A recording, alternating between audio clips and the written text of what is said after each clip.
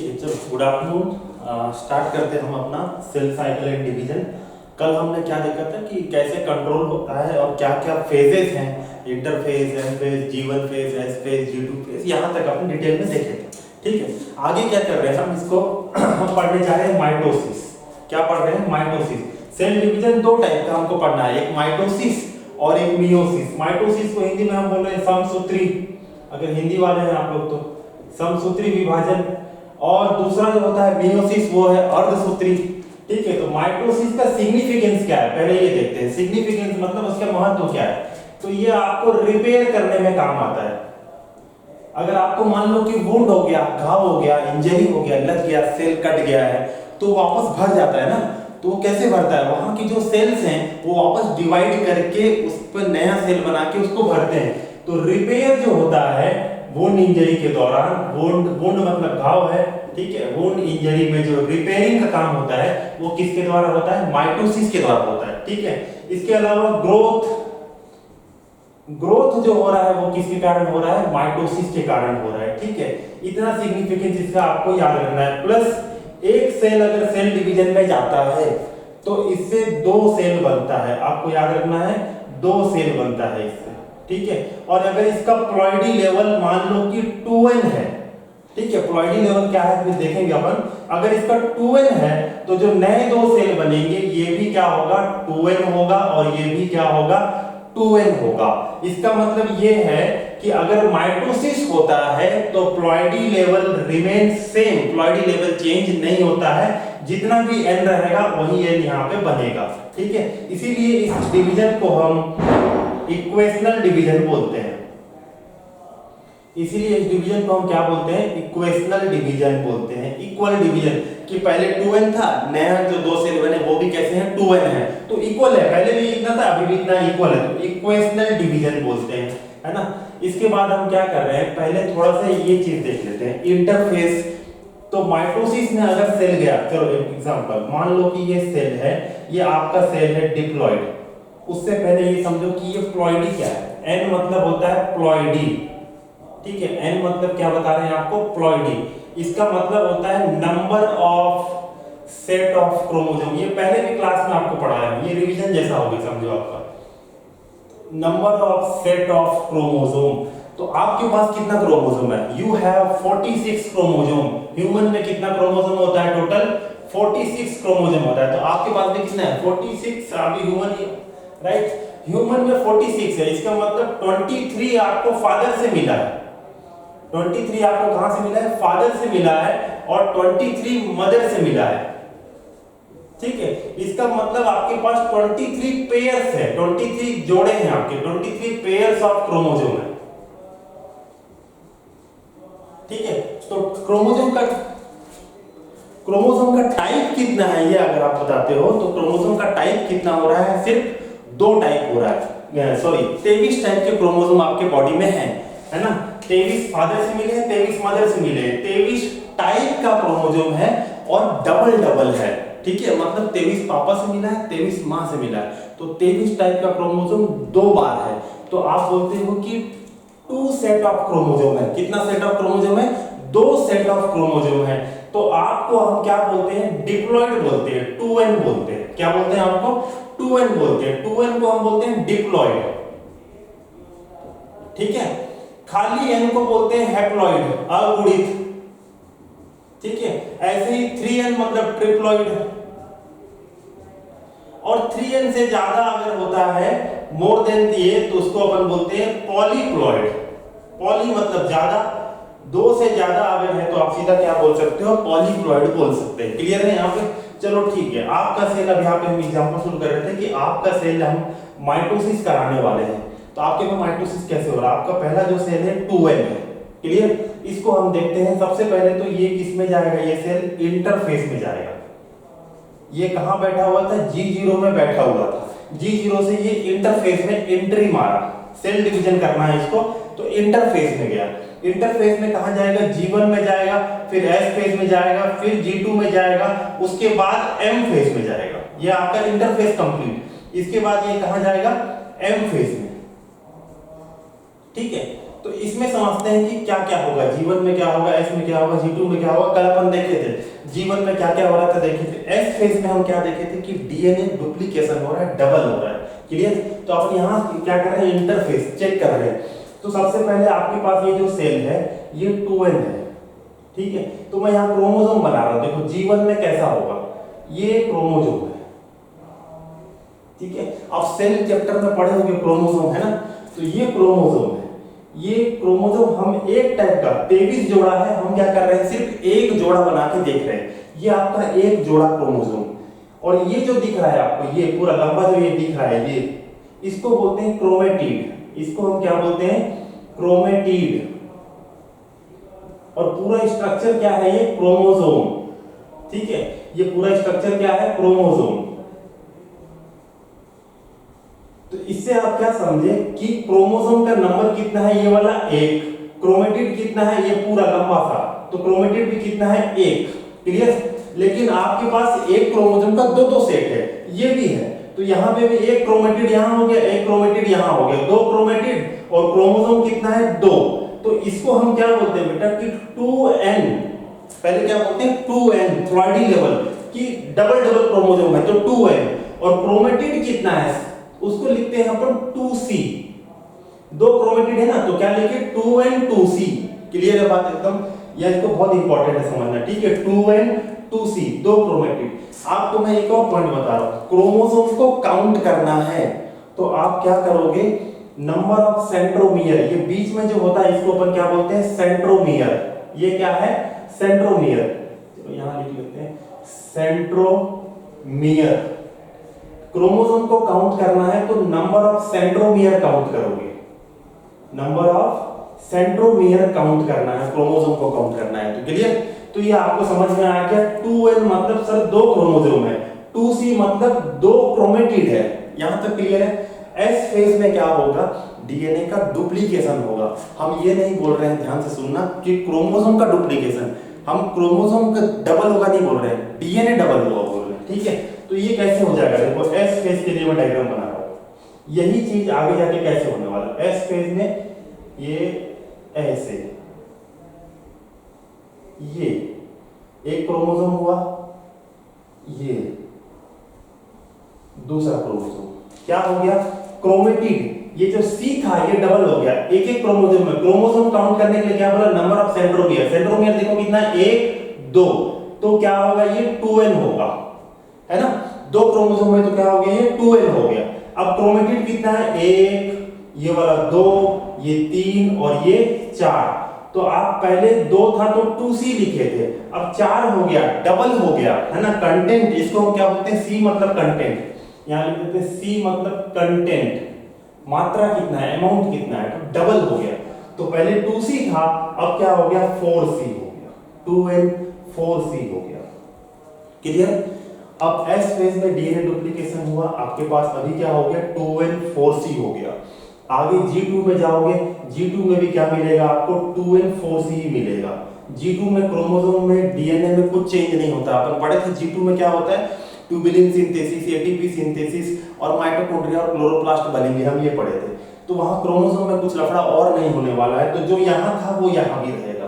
Clear है? G2 phase complete होने के बाद सेल कहां एंट्री मारेगा, आपके माइटोसिस में, माइटोसिस के एम फेज में, राइट। एम फेज में आपके पास 2 पार्ट है, एक कैरियोकाइनेसिस मतलब न्यूक्लियस का डिवीजन, कल पढ़ लिए अपन, और दूसरा है साइटोकाइनेसिस मतलब साइटोप्लाज्म का डिवीजन। क्लियर? तो कैरियोकाइनेसिस में क्या क्या है, कैरियोकाइनेसिस में प्रोफेज, कैरियोकाइनेसिस में प्रोफेज, इसको शॉर्टकट में लिखते हैं पीमैट, ठीक है। पीमैट याद रखोगे तो आपको लाइन से याद रहेगा किसके बाद कौन है। P से प्रोफेज, M से मेटाफेज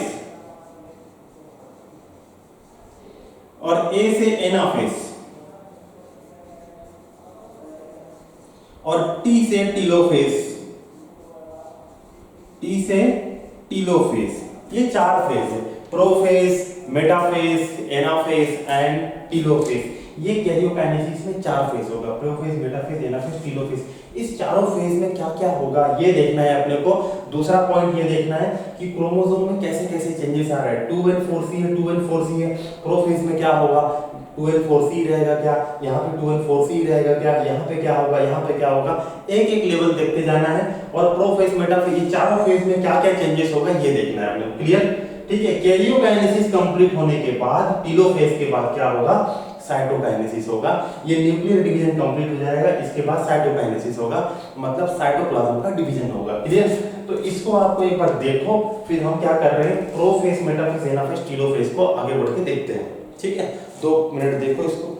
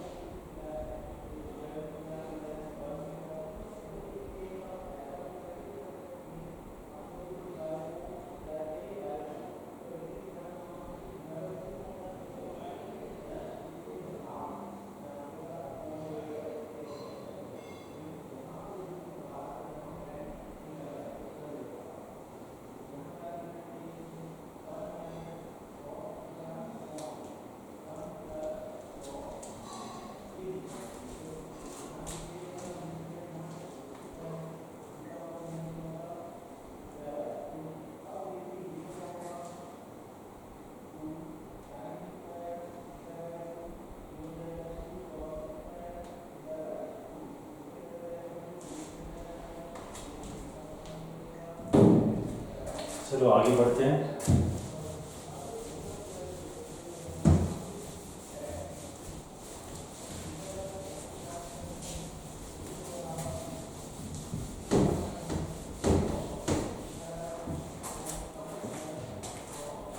सबसे पहले अपन क्या देखते हैं, प्रोफेज। Number 1 prophase. तो प्रोफेज में ये आपका न्यूक्लियस है, ये आपका क्या हो गया, न्यूक्लियस। यहाँ पे सेंट्रियोल्स है, न्यूक्लियस के बाहर क्या है, ये सेंट्रियोल, इसको नाम दे रहे हैं सेंट्रियोल। सेंट्रियोल वो स्ट्रक्चर है, ऑर्गेनल है, सेल चैप्टर में पढ़े थे कि सेंट्रियोल से स्पिंडल फाइबर बनता है ना। सेंट्रियोल क्रोमोसोम, न्यूक्लियस के अंदर में आपके पास क्रोमोसोम्स है, कुछ इस प्रकार से क्या दिख रहा है आपको, क्रोमोसोम्स दिख रहा है।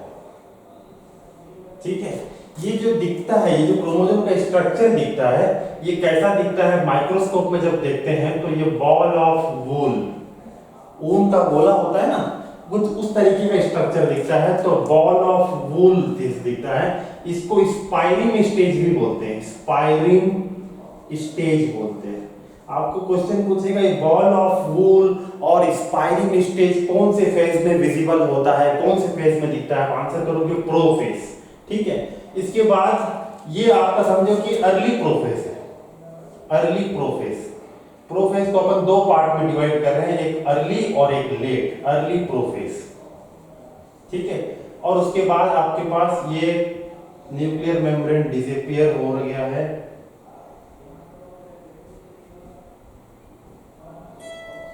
सेंट्रियोल्स अपोजिट पोल में पहुंच गए हैं, ये सेंट्रियोल, ठीक है। तो ये आपका लेट प्रोफेज है। यहां पे क्या होगा, आपको क्रोमोसोम्स दिखेंगे ऐसे,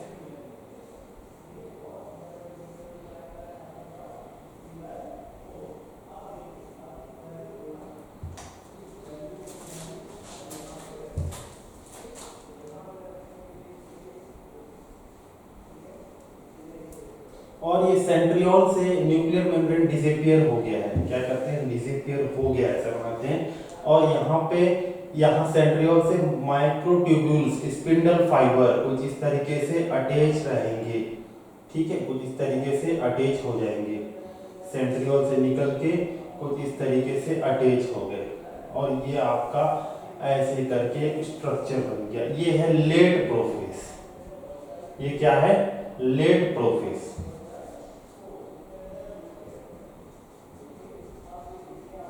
तो इसमें क्या क्या होता है, प्रोफेज में क्या क्या होता है, पॉइंट लिख रहे हैं। पहला काम ये होता है कि न्यूक्लियर मेम्ब्रेन एंड न्यूक्लियोलस ये क्या होंगे, डिसअपीयर होंगे। डिसअपीयर मतलब धीरे धीरे ये गायब होना चालू हो जाएंगे, डिसअपीयर होंगे। क्लियर। दूसरा काम ये होगा कि centriole moves to opposite pole. Centriole जो है ये अपोजिट पोल में, सेल के दो अलग अलग कोने में अपोजिट पोल में मूव करना स्टार्ट करेंगे।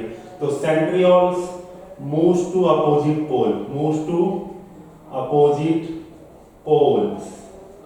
तीसरा फंक्शन ये होगा कि ये आपको क्रोमोसोम दिख रहा था, पहले धागा जैसा थ्रेड लाइक स्ट्रक्चर दिख रहा था, अब क्या हो गया, कंडेंस होके क्रोमोसोम बन गए। ये क्रोमेटिन है और ये क्या है, क्रोमोसोम है। तो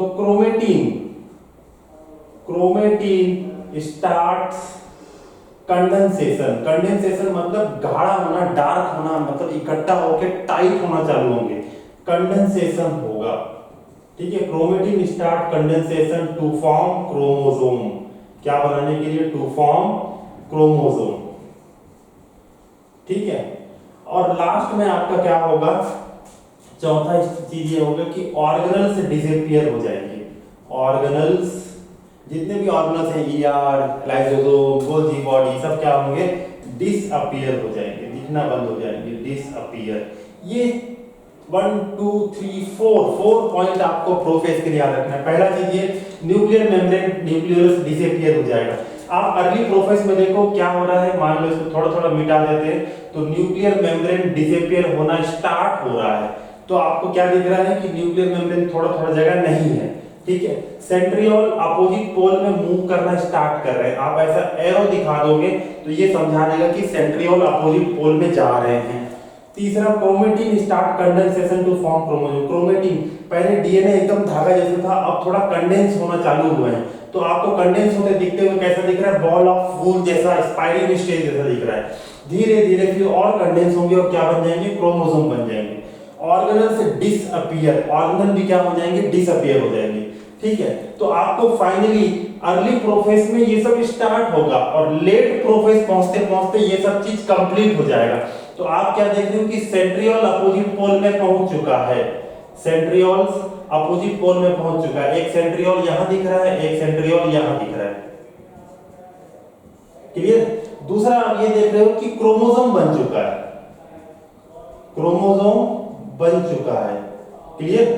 और तीसरा आप ये देख रहे हो कि सेंट्रियोल से स्पिंडल फाइबर निकला है जिससे क्रोमोसोम क्या हो चुके हैं, अटैच हो चुके हैं। और लेट प्रोफेज, इसको हम और भी बोलते हैं कि it is a transition to metaphase, transition to metaphase. Transition मतलब यहां से आगे मेटाफेज पहुंचने वाला है, तो ये मेटाफेज के बीच का स्टेज है, ठीक है। तो ये प्रोफेज में अर्ली प्रोफेज, लेट प्रोफेज। आप देखो न्यूक्लियर मेम्ब्रेन पूरा गायब कर दिया, बिल्कुल न्यूक्लियर मेम्ब्रेन नहीं दिख रहा है, क्लियर। अब हम क्या कर रहे हैं, लेट प्रोफेज कंप्लीट होते ही हम स्टार्ट कर लेंगे मेटाफेज, ठीक है। मेटाफेज से पहले आप एक चीज देखो, ये आपका क्रोमोसोम है, ऐसे क्रोमोसोम के सेंट्रोमियर के बाजू में एक प्रोटीन का प्लेट होता है, ऐसे, इसको हम बोलते हैं प्रोटीनेशियस प्लेट। प्रोटीन का बना हुआ, इसलिए क्या बोल रहे हैं, proteinaceous plate, Asia's plate made up of protein, protein का बना हुआ है। इसका नाम है काइनेटोकोर, काइनेटोकोर। इसी काइनेटोकोर से स्पिंडल फाइबर अटैच होता है। ये जो सेंट्रियोल से स्पिंडल फाइबर निकल रहा है ना, ये क्रोमोसोम में कहां अटैच हो रहा है बोलने से आंसर करोगे, काइनेटोकोर से अटैच हो रहा है। काइनेटोकोर कहां है, सेंट्रोमियर के साइड में है, प्रोटीन का प्लेट है, ठीक है। तो इसको हम लिख रहे हैं kinetochore. Spindle fibre attaches to chromosome via kinetochore. किससे अटैच होता है, काइनेटोकोर से अटैच होता है, क्लियर। ये पॉइंट याद रखो। चलो अब मेटाफेज देखते हैं। मेटाफेज में आपके पास ये रहा सेंट्रियोल, दो अपोजिट पोल में सेंट्रियोल बना लो। आपके पास क्रोमोसोम यहां सेंटर में आके ऐसे अरेंज हो गए, ये,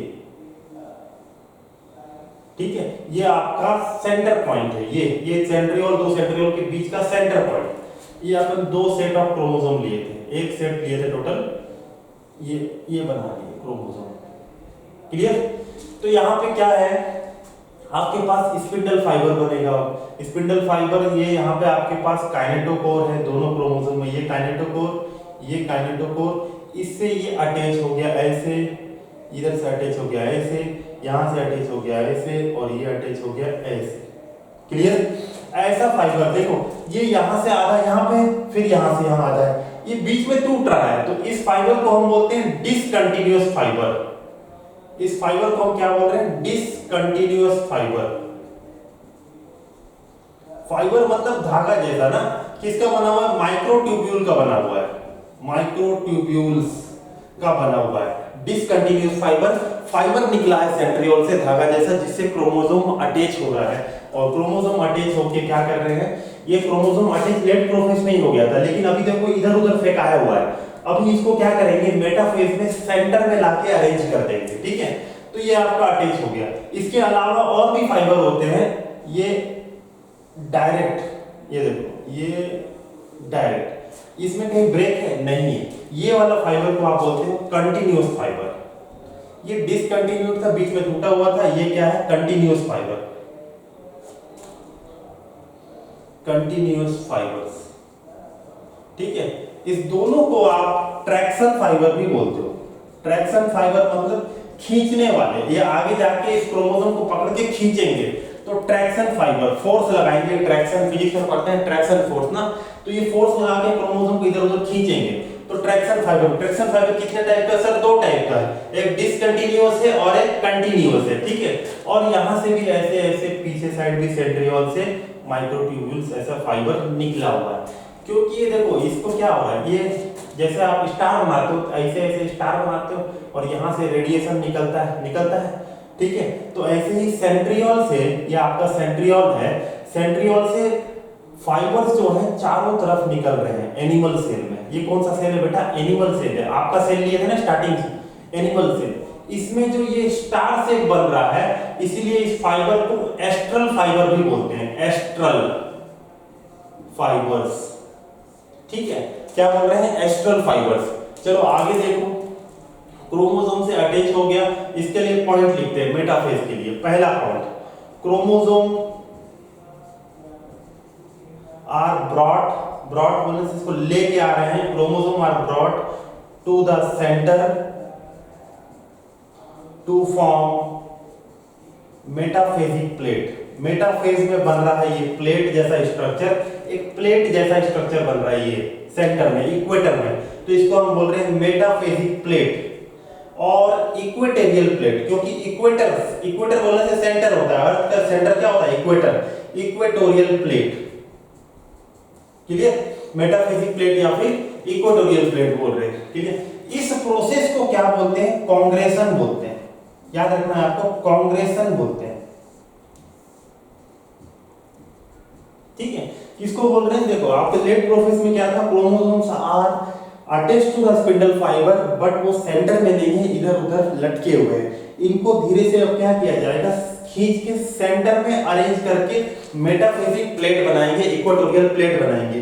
इस प्रोसेस को आप क्या बोलते हो, कांग्रेशन बोलते हो। क्लियर, सेकंड पॉइंट इसी के लिए, मेटाफेज के लिए सेकंड पॉइंट, कि यहां पे chromosomes are highly condensed, chromosomes are highly condensed, highly condensed. सबसे ज्यादा कंडेंस्ड क्रोमोसोम, एकदम टाइट क्रोमोसोम कहीं देखने को मिलेगा तो आपको मेटाफेज में देखने को मिलेगा। ठीक है, इसीलिए metaphase is the best stage, metaphase is the best stage, best stage या फिर बोल सकते हो कि phase to study morphology of the chromosome, to study morphology of the chromosome.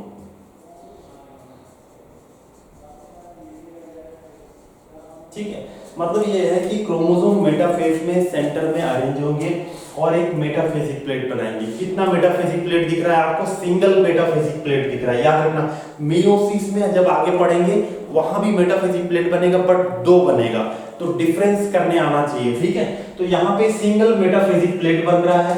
Chromosome किससे अटैच हो रहे हैं, काइनेटोकोर से अटैच हो रहे हैं। स्पिंडल फाइबर दो टाइप का है, एक कंटीन्यूअस और एक डिसकंटीन्यूअस। दोनों को मिला के क्या बोलते हैं, ट्रैक्शन फाइबर बोलते हैं, because they are going to pull by traction force. ठीक है, उसके बाद हम ये देखें कि क्रोमोसोम को जो सेंटर में लेके आए लेट प्रोफेज के बाद और मेटाफेजिक प्लेट बनाए, इस प्रोसेस को क्या बोले, कांग्रेशन। इसके अलावा ये देखिए सेकंड पॉइंट कि क्रोमोसोम्स आर हाईली कंडेंस और टाइटली कंडेंस होते हैं इस स्टेज में। इसीलिए इस स्टेज में अगर आपको क्रोमोसोम का मॉर्फोलॉजी कैसा है ये स्टडी करना है तो आप मेटाफेज चूज करोगे। ठीक है, माइटोसिस का मेटाफेज स्टेज चूज करके आप क्रोमोसोम का मॉर्फोलॉजी देख सकते हो। ठीक है, तो ये आपका प्रोफेज कंप्लीट, मेटाफेज कंप्लीट। ठीक है, तो प्रोफेज यहाँ पे, इससे पहले कि इसको मिटाएं एक बार क्रोमोसोम का नंबर देख लेते हैं। तो यहाँ पे हम क्या बोले थे, प्रोफेज में आपको यहाँ मैं ब्रैकेट डाल के लिख रहा हूँ, आपके पास G1 में 2n2C था, S फेज में डबल हो गया था तो 2n4C था, G2 में कोई बदलाव नहीं हुआ। प्रोफेज में भी क्रोमोसोम में देखो आप कुछ बदलाव नहीं हुआ अभी तक, तो अभी भी सेल कैसा है, 2n4C है। 2n क्या है, 4C है। यहाँ पे भी देखो मेटाफेज में कोई चेंजेस नहीं हुआ है, क्रोमोसोम वैसे ही जितना नंबर था उतना ही नंबर यहाँ पे भी दिख रहा है। तो यहाँ पे भी हम क्या लिखेंगे कि ये भी 2n4C है, ये भी क्या है, 2n4C है। चलो इसको एक बार देखो, फिर अपन क्या कर रहे हैं, एनाफेज और टेलोफेज देखते हैं।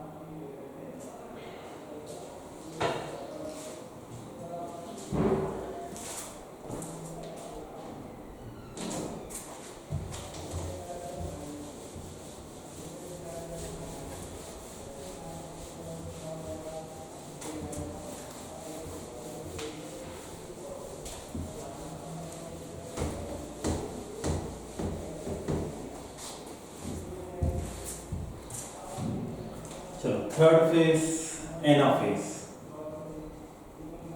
ठीक है, एनाफेज में ये आपका सेंट्रियोल, दो सेंट्रियोल बना लेते हैं, फिर ये क्रोमोसोम।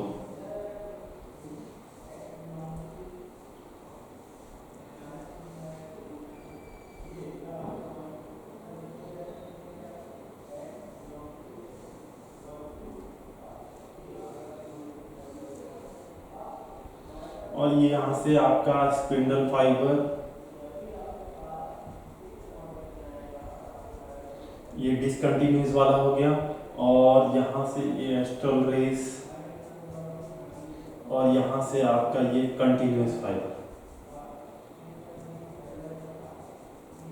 ठीक है, और क्या हुआ देखो, पहले अभी मेटाफेज अपन देखे थे, मेटाफेज यहां बना लेते हैं समझने के लिए।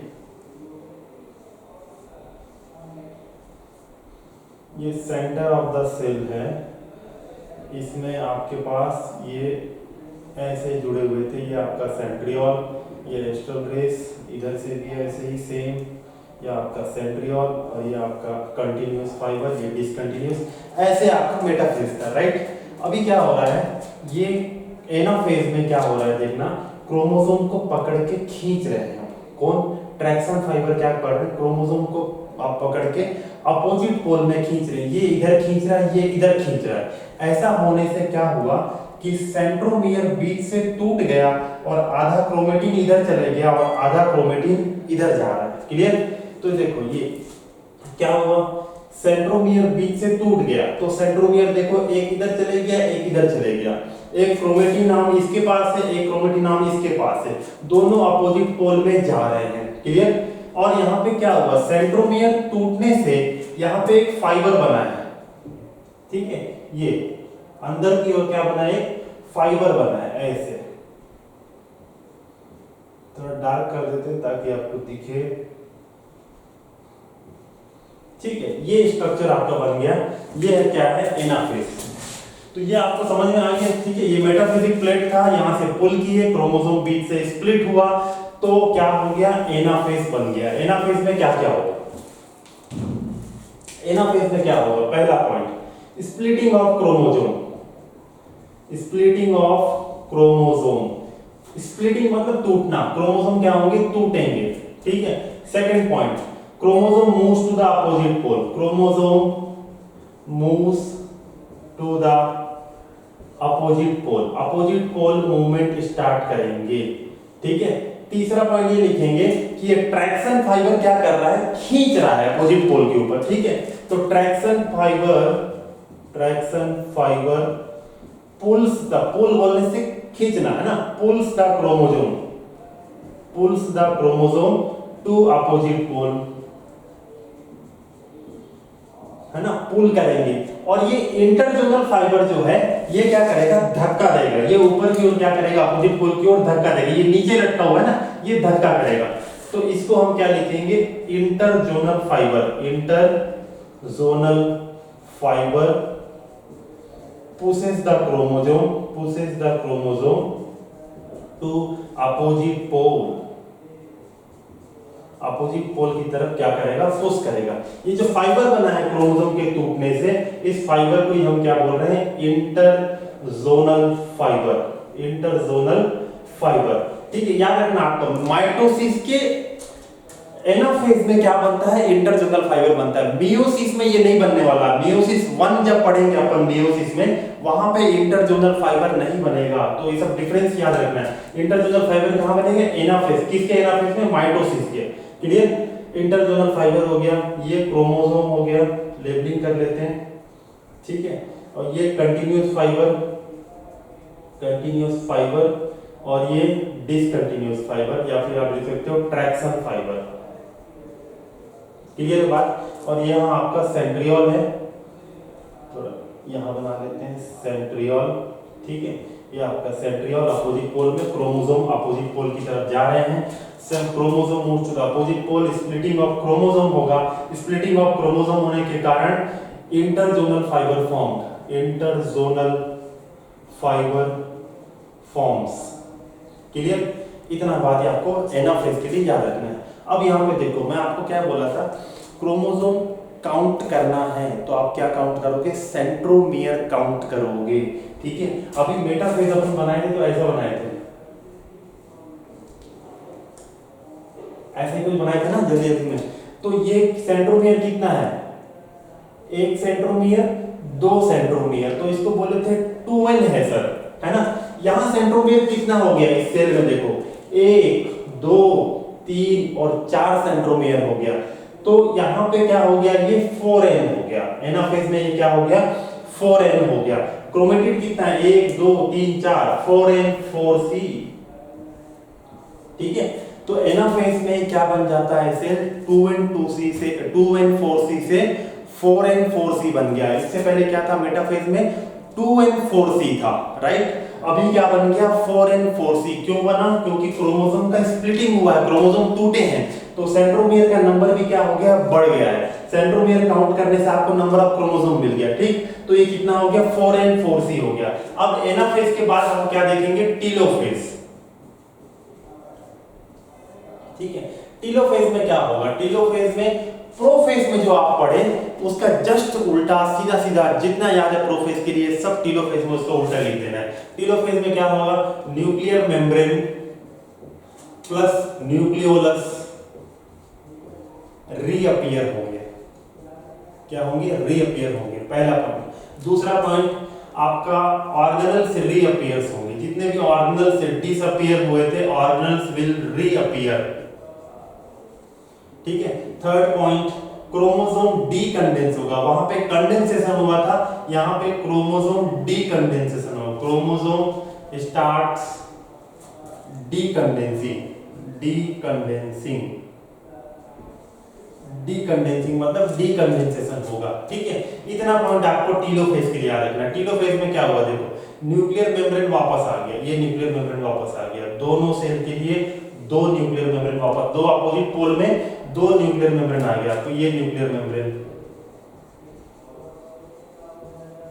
ठीक है, ये भी न्यूक्लियर मेम्ब्रेन। और इसके अंदर क्रोमोसोम क्या हो गया है, डीकंडेंस हो गया है, तो ये आपका क्रोमेटिन, ये क्या दिख रहा है, धागा जैसा क्रोमेटिन दिख रहा है, डीकंडेंस हो गया, तो इसको अपन बोल रहे हैं क्रोमेटिन। क्रोमेटिन क्या है, डीकंडेंस फॉर्म ऑफ क्रोमोसोम पे आप क्या बोलते हो, क्रोमेटिन बोलते हो। ठीक है, अब ये आपका दो न्यूक्लियस हो गया। सेल कैसा है, सेल आपका ये देखो, सेल का बाउंड्री, ये सेल का बाउंड्री, ये सेल। ठीक है, अभी क्या है, यहाँ पे साइटोप्लाज्म है, कैरियोकाइनेसिस हो गया, इसीलिए आपको दो दो न्यूक्लियस दिख रहा है ना, prophase, metaphase, anaphase, telophase. Telophase होते ही कैरियोकाइनेसिस कंप्लीट हो गया, न्यूक्लियर डिवीजन कंप्लीट हो गया, आपको दो दो न्यूक्लियस दिखने लग गए एक सेल के अंदर। अब आपको क्या करना है, साइटोप्लाज्म को डिवाइड करना है। ठीक है, उस स्टेप को आप क्या बोलोगे, साइटोकाइनेसिस। उससे पहले ये देखो कि इतना पोर्शन ऊपर गया, इतना पोर्शन नीचे गया, तो ये टोटल मिला के एनाफेज में हम क्या बोले थे, 4n 4c बोले थे। लेकिन ऊपर वाला देखो कितना सेंट्रोमियर है, 1 2, तो क्या हो गया 2n। क्रोमेटिड कितना है, एक क्रोमेटिड, ये दो क्रोमेटिड, कितना हो गया 2c। तो ये जो ऊपर वाला न्यूक्लियस है ये क्या है, 2n 2c है, और नीचे वाला क्या है, 2n 2c है। तो जब साइटोकाइनेसिस होगा, बीच से ये टूटेगा, तो आपको दो सेल मिला, एक 2n 2c और दूसरा भी 2n 2c। और आपने स्टार्ट किससे किया था, स्टार्ट भी इसी से किया था, 2n 2c से स्टार्ट किया था, और आपको फाइनली जाके 2n 2c की दो सेल मिलेंगे, राइट। तो यह आपका टीलोफेज हो गया कंप्लीट। यहाँ पे आपका एनाफेज, और ये सब पॉइंट आपको खास याद रखना है। इंटरजोनल फाइबर कहाँ बन रहा है, मेटाफेसिक प्लेट कितना बना था, ठीक है। इंटरजोनल फाइबर क्या करेगा, पुश करेगा क्रोमोसोम को, ये सब पॉइंट आपको याद रखना है। अब भी सैटरडे को जो टेस्ट होगा इस सब में ये क्वेश्चन आएगा, ठीक है। चलो इसको कंप्लीट करो, फिर हम क्या करते हैं, टाइम है, साइटोकाइनेसिस देख लेते हैं फटाफट।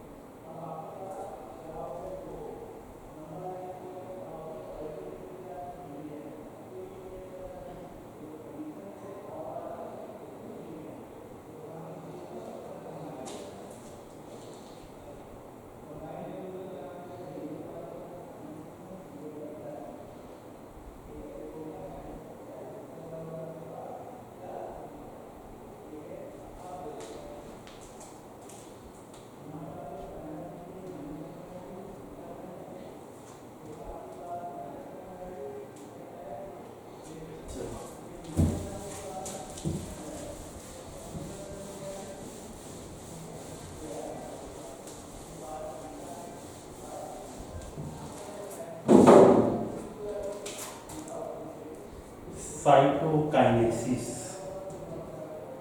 दोनों में देख लेते हैं, एनिमल में भी देख लेते हैं, प्लांट में भी देख लेते हैं। एनिमल सेल, एनिमल सेल में साइटोकाइनेसिस होता है by cell furrow formation, cell furrow formation. इसका मतलब क्या है, ये आपका सेल है, तो ये अंदर की ओर ये जो फ्यूरो बना है, ये गड्ढा बना है, इसको बोलते हैं cell furrow, cell furrow formation. ये आपका न्यूक्लियस है दो ठो। इसमें क्या होगा, इसमें आपके सेल के अंदर आप पढ़े होंगे साइटोस्केलेटन, साइटोस्केलेटन जैसे एंडोस्केलेटन होता है वैसे ही सेल का भी स्केलेटन होता है ना, इसको अपन क्या बोलते हैं, साइटोस्केलेटन। साइटोस्केलेटन में एक फिलामेंट हम पढ़े थे, माइक्रोफिलामेंट।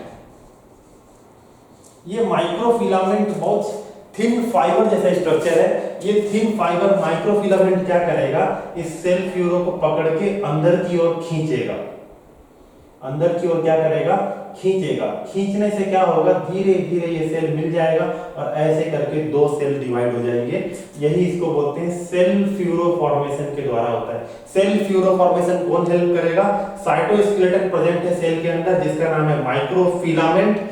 जैसे एक्टिन और मायोसिन होता है ना, मसल कॉन्ट्रैक्शन क्लास 11 में पढ़े होंगे, वैसे ये माइक्रोफिलामेंट कॉन्ट्रैक्शन करके सेल फ्यूरो को अंदर की ओर खींचेंगे और ऐसे करके ये मेम्ब्रेन मिल जाएगा और मिलने के बाद दो पार्ट में डिवाइड हो जाएगा। ठीक है, ऐसे एनिमल सेल में होता है। फिर एक बार फिजिक्स में आप पढ़े होंगे कि अगर रस्सी में पत्थर बांध के आप ऐसे घुमाओ तो बाहर की ओर एक फोर्स लगता है, उसको बोलते हैं सेंट्रीफ्यूगल फोर्स, और उसके अपोजिट में एक इक्वल फोर्स लगता है जिसको बोलते हैं सेंट्रीपिटल फोर्स।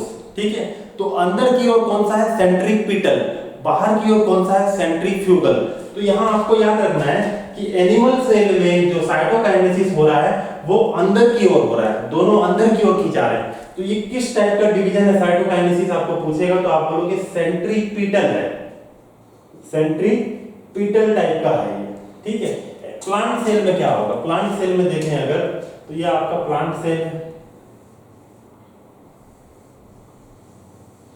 ऐसा मान लो कि प्लांट सेल है। अब यहाँ बाहर में क्या है, सेल वॉल। सेल वॉल किसका बना हुआ, cellulose, and it is hard and structural shape provide कर रहा है। तो इसको तो आप खींच नहीं पाओगे, सेलुलोज को। प्लाज्मा मेम्ब्रेन को क्या करें, खींच पा रहे थे, इसको खींच नहीं पाएंगे। तो यहाँ पे क्या होता है, इसको लिख रहे हैं पहले plant cell. Plant cell, plant cell में जैसे एनिमल में बाय सेल फ्यूरो फॉर्मेशन, यहाँ पे by cell plate formation, cell plate formation के द्वारा साइटोकाइनेसिस होगा। इसमें क्या होगा, इसमें जो गोल्जी बॉडी है वो सेंटर में आके, ये आपका न्यूक्लियस दोनों, ठीक है, गोल्जी बॉडी आके सेंटर में क्या हो जाएंगे, इकट्ठा हो जाएंगे, गोल्जी बॉडी। ठीक है,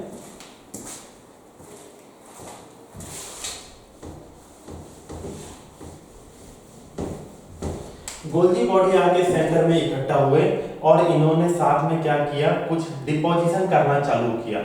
इसको, इस पूरे इस लेयर को हम क्या बोलते हैं, चलो इसको पहले, अच्छा यहाँ सेंटर में कुछ मटेरियल डिपॉजिट होना चालू हुआ दो न्यूक्लियस के बीच में, इसको हम बोलते हैं फ्रैग्मोप्लास्ट। फ्रैग्मोप्लास्ट, फ्रैग्मोप्लास्ट में क्या क्या चीज है, तो फ्रैग्मोप्लास्ट में आप बोलोगे गोल्जी बॉडी है, क्या है, गोल्जी बॉडी है, और क्या है, पेक्टेट है, pectate of calcium and magnesium, calcium and magnesium. आप पढ़े होंगे बेटा कि प्लांट का सेल वॉल किसका बना है, सेलुलोज का, और दो प्लांट के बीच में क्या होता है, पैक्टिन होता है, जिसको अपन प्लांट सीमेंट बोलते हैं ना, इसको अपन बायोमोलिक्यूल में भी पढ़े थे। पैक्टिन दो सेल के बीच में होता है। तो ये देखो अभी दो सेल बनने वाला है और यहाँ पे क्या है, गोल्जी बॉडी है और पेक्टेट, पेक्टेट मतलब पेक्टिन का सॉल्ट है, किसके साथ, कैल्शियम और मैग्नीशियम के साथ में पेक्टिन के सॉल्ट को आप क्या बोलते हो, pectate of calcium and magnesium. ये स्ट्रक्चर मिलके क्या बना रहे हैं, फ्रैग्मोप्लास्ट बना रहे हैं। अभी ये फ्रैग्मोप्लास्ट धीरे धीरे क्या होगा, डार्क होते जाएगा, इकट्ठा हो के यहाँ पे डिपोजिशन होते होते क्या बन जाएगा, सेल प्लेट बन जाएगा, सेल प्लेट बन जाएगा। और यही सेल प्लेट धीरे धीरे बाहर की ओर बढ़ेगा और सेल दो पार्ट में डिवाइड हो जाएगा। क्लियर है बात एकदम, ठीक है। तो यहाँ पे आप क्या देखें कि अंदर से बाहर की ओर हो रहा है साइटोकाइनेसिस। सबसे पहले सेंटर में गोल्जी बॉडी और कैल्शियम मैग्नीशियम का पैक्टेट ने मिलकर फ्रेगमोप्लास्ट बनाया, और फ्रेगमोप्लास्ट से सेल प्लेट बना, और सेल प्लेट बाहर की ओर मूवमेंट करके साइटोकाइनेसिस करके डिवीजन को कंप्लीट कर रहा है। तो ये जो डिवीजन है इसको आप बोलते हो सेंट्रीफ्यूगल, इसको आप क्या बोलते हो, सेंट्रीफ्यूगल टाइप का है। टाइप पूछता है आपको तो क्या बोलोगे, सेंट्रीफ्यूगल टाइप का साइटोकाइनेसिस है। किसमें, प्लांट में। क्लियर। चलो इसमें एनिमल सेल प्लांट सेल में साइटोकाइनेसिस देख लिया। साइटोकाइनेसिस के हिसाब से डिफरेंस देखे कि प्लांट और एनिमल में एक डिफरेंस तो ये है कि साइटोकाइनेसिस अलग अलग तरीके से होता है। यहाँ पे सेल फ्यूरो, यहाँ पे सेल प्लेट, ये सेंट्रीपिटल और ये सेंट्रीफ्यूगल। इसके अलावा एनिमल सेल में आप क्या पढ़े थे कि सेंट्रियोल होता है ना, सेंट्रियोल से स्पिंडल फाइबर बन रहा था। प्लांट सेल में सेंट्रियोल अब्सेंट होता है, सेंट्रियोल अब्सेंट होता है। सेंट्रियोल अब्सेंट होता है तो स्पिंडल फाइबर कौन बनाएगा, स्पिंडल फाइबर बनाने के लिए इनके पास एक स्ट्रक्चर होता है, कॉम्प्लेक्स होता है, जिसको बोलते हैं MTOC। इसका नाम क्या है, माइटोकॉन्ड्रियल, सॉरी माइटोकॉन्ड्रियल नहीं, माइक्रोट्यूबुलर ऑर्गेनाइजेशन कॉम्प्लेक्स। ये कॉम्प्लेक्स क्या करेगा, स्पिंडल फाइबर बनाएगा। अब देखो सेंट्रियोल क्या कर रहा था, जब सेंट्रियोल से जब स्पिंडल फाइबर निकल रहा था तो चारों साइड ऐसे भी निकल रहा था और बाहर भी निकल रहा था, तो स्टार शेप का ऐसे मतलब रेडिएशन निकले जैसा दिख रहा था। तो MTOC से जो फाइबर निकलेगा वो सिर्फ ऐसे निकलेगा, सीधा नीचे, ऊपर कुछ नहीं जाएगा, सीधा नीचे बस निकलेगा। तो ऐसे फाइबर को अपन क्या बोलते हैं, एनेस्ट्रल फाइबर बोलते हैं। एनेस्ट्रल, वो एस्ट्रल था, ये क्या है, एनेस्ट्रल फाइबर्स। ठीक है, स्टार शेप नहीं होगा तो इसको अपन क्या बोल रहे हैं, एनेस्ट्रल फाइबर बोल रहे हैं। जबकि एनिमल शेप में स्टार शेप बना था तो उसको बोले थे एस्ट्रल। एस्ट्रल का अपोजिट क्या होता है, एनेस्ट्रल। यहाँ पे स्टार शेप फाइबर नहीं बनेगा। तो प्लांट और एनिमल के बीच में ये दो तीन डिफरेंस आपको याद रखना है, एक साइटोकाइनेसिस वाला और दूसरा एक सेंट्रियोल अब्सेंट होता है, यहाँ पे सेंट्रियोल के बदले MTOC होता है, वहाँ एस्ट्रल फाइबर होता है, यहाँ पे एनेस्ट्रल फाइबर होता है। ठीक है, इसी के साथ हमारा माइटोसिस कंप्लीट हो गया। नेक्स्ट क्लास में हम क्या करेंगे, मियोसिस देखेंगे। क्लियर। मियोसिस बहुत ज्यादा इंपॉर्टेंट है, दोनों ही इंपॉर्टेंट है। मियोसिस ज्यादा इंपॉर्टेंट इसलिए है क्योंकि आपको जो अगला चैप्टर पढ़ना है प्रिंसिपल्स ऑफ इनहेरिटेंस, वहां जरूरत पड़ेगा गैमेट फॉर्मेशन के समय में। क्लियर। चलो फिर thank you, happy Rakshabandhan to all, let's meet whenever in the next class. चलो थैंक यू ऑल।